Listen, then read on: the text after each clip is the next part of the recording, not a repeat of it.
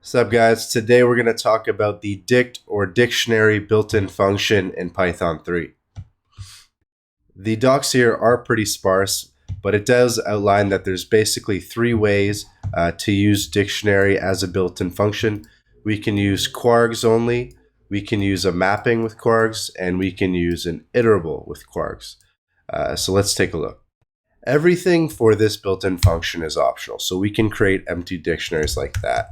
And if we want to use kwargs, we just have to create them using this syntax, and it'll create a nice dictionary for us. We can also use, say, a dictionary as the argument in the kwargs.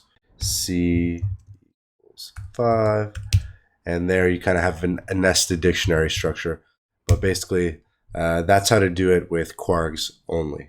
Moving on to the second way to use the dict built-in function is with a mapping as the first argument. So we can click on mapping types to kind of get a better idea, and we'll see that there's only one standard mapping type, which is the dictionary. So let's take a look.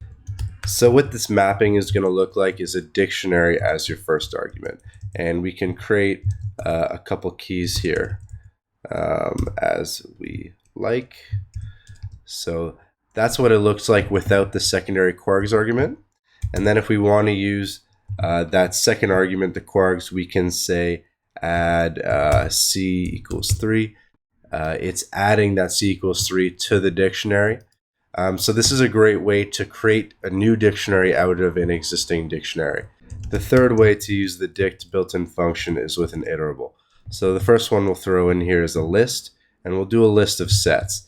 So we'll create two sets, 1, 2, and we'll add some standard stuff in here. So we'll do A1 and B2, run that, and we get that same dictionary.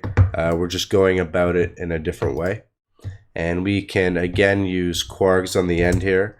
So we can do C equals 3, and we get that same dictionary we had before, but just using iterable as a list with some sets in it, and we have our C equals 3 kwarg. The second way I see people using the iterables with the zip. So how that works is we have two lists, and it kind of combines them together.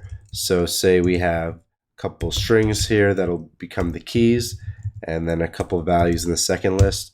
Run that, you have a zip object, and you can throw dict around that, and we have a dict with the iterable. Now if we want to add a third value to that, we can simply do C equals 3, and again we have that same dictionary, but we are using a zip iterable as the first argument, and then the kwargs for whatever. And then again, it just doesn't have to be a 3. You can also even make it a dictionary, so we can make it hey, and then make the value 1, 2, 3, 4, and here we have, our dictionary with 3 key value pairs.